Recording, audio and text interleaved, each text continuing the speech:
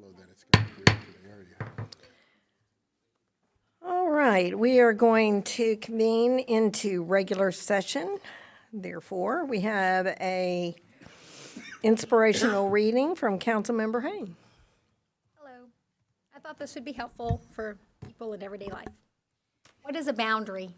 A boundary is a definite place where your responsibility ends and another person's begins. It stops you from doing things for others that they should do for themselves.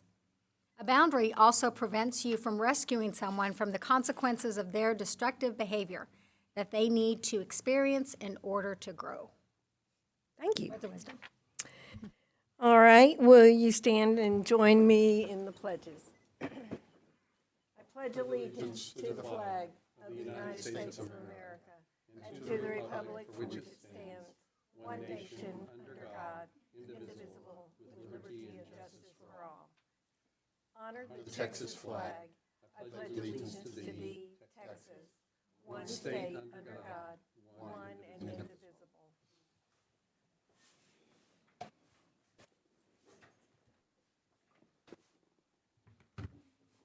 All right, do we have any public comments? None. All right, city manager update. Mayor and council members, I have a couple of things for you tonight. COVID numbers, 15 confirmed cases, that's up 6 from the last council meeting. 2 probable cases, that's down 2 from the last council meeting. 12 recovered cases. 7,513 recovered cases. That's up 12 from the last meeting. An additional person has died from some COVID-related illness, total of 53 since the last council meeting. There's a couple of things that I wanted to mention on, I guess, the capital project side of it. We had the Croy Park Botanical Gardens. The bids were due on the 23rd of November. We didn't get any submissions for that. We're in the process of rebidding it this past Sunday, next Sunday, and the bids are due on the 6th of January. We hope that we're increasing where it's being advertised, and we hope to have a recommendation to you at your January 17th meeting, depending on the bids that we receive on the 6th. Also, I know that Councilmember Acree is on us all the time about the detention, the Manvel detention pond down on South Masters. CNR3 has completed the expansion on, I guess it's the east side of the C12 ditch, all the way from the siphons up to the property line. They're going to take a break and come back in January, and they're going to work on the opposite side. I guess it's the west side of the C12 ditch on the property that we own. They have to clear all that off, and then they'll start the expansion of the C12 ditch on the west side of that. And then one other thing, the staff, Tammy and the staff has worked on, we're going to have a staff appreciation Christmas lunch on Monday. Council is welcome to come to that. It's noon to 1 here in City Hall. So if you're able to come, please come and as they say, break bread with the staff. You're more than welcome and encouraged with that. So those are the things that I have for you. Thank you. Your Honor, point of order. Yes, Unless anybody has any objection before we consider the consent agenda, I'd like to make a motion to move number 1 and 2 to the consent agenda from the regular agenda. all right. All those in favor?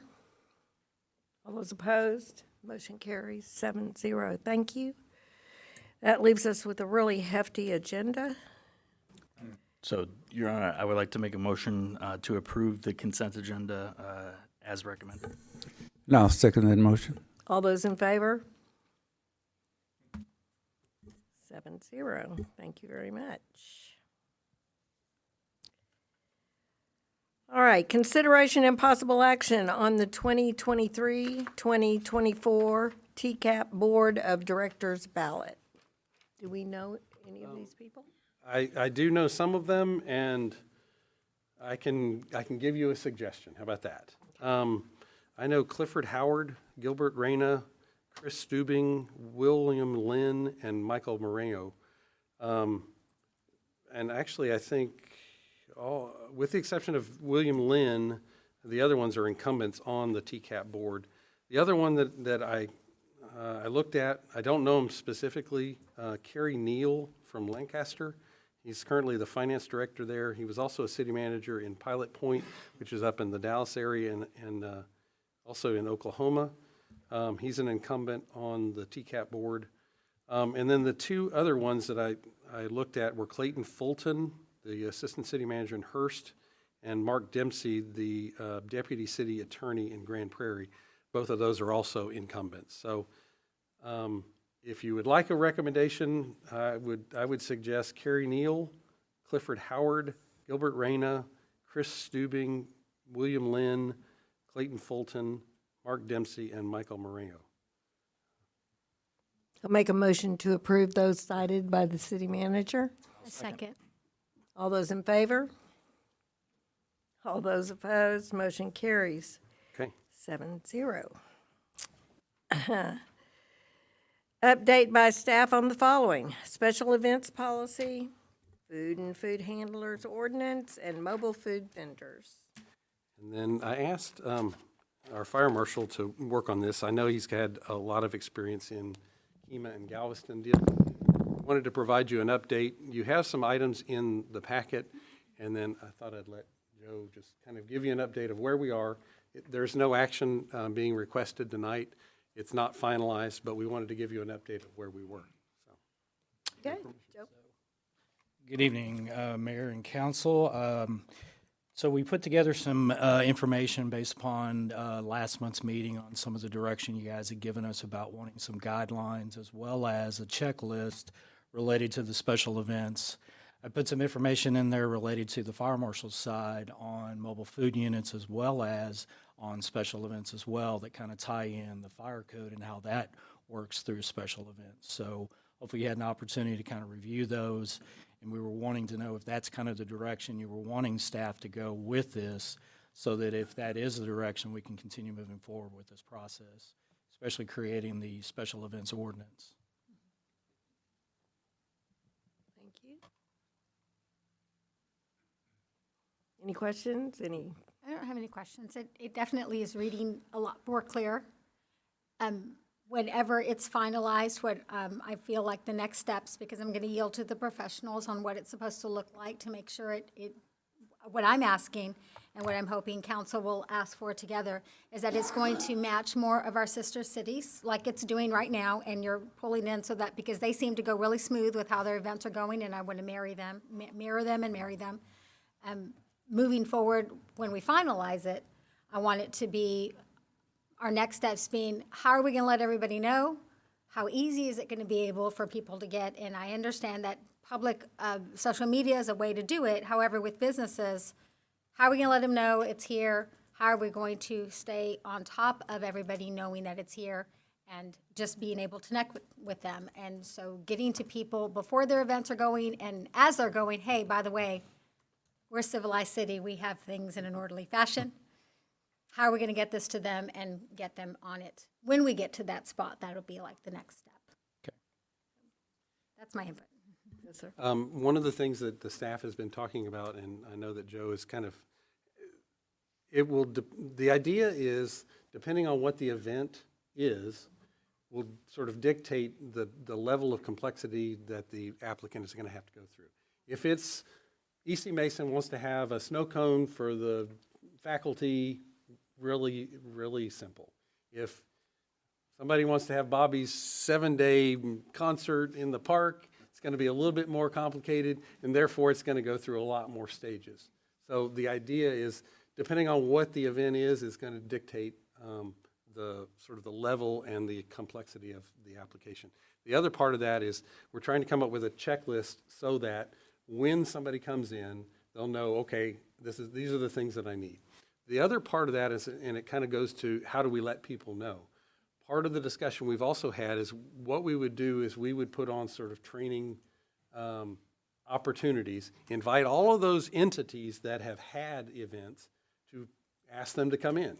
this is the new structure, these are the new forms, this is the new process that you'll have to go through in order to get the approval in order to do those things. So that's what we have in mind for, once we get it all wrapped up in a nice bow and have everything ready, then we'll do the advertising, the education about the process. Us spreading the word as community leaders saying, hey, you have to go to the city, you got to call somebody. That's how we do things, that's how everybody does things. And we should be responsible to continue to spread that narrative that we just don't randomly do things. So I appreciate that. And even, I just want to also throw in there, it can be just as simple as having a clear link on the website saying, hey, click. On top of that, to help alleviate and put a bunch of staff on it, but just enough. I know that you guys have already hired or know within y'all staff who does what and how. But as it's clear and welcoming, I think that's what the people want to see. But I appreciate the work, and I appreciate that we're taking it seriously, and that we're going to be like everybody else and nice and bright and busy. When you go through it, if you have comments, obviously let us know. Send them to me. We can incorporate those things. Obviously, it's not done yet. It's still in the development stages. But if you take a look at it over the next weeks and you have suggestions or even questions, send those to us and we can address those.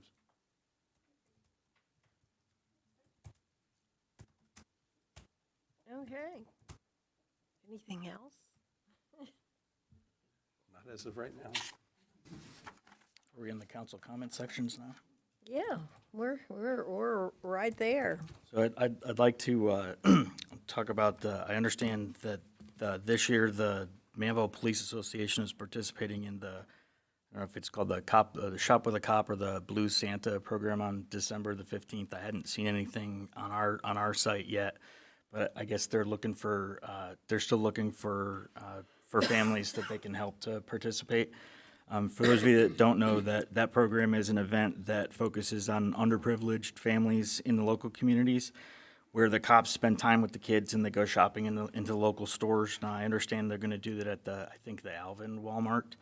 And during the event, the kids get a gift certificate to buy something that they want inside the store, and the cops walk around with them and chaperone them and act as a companion to them while they're there.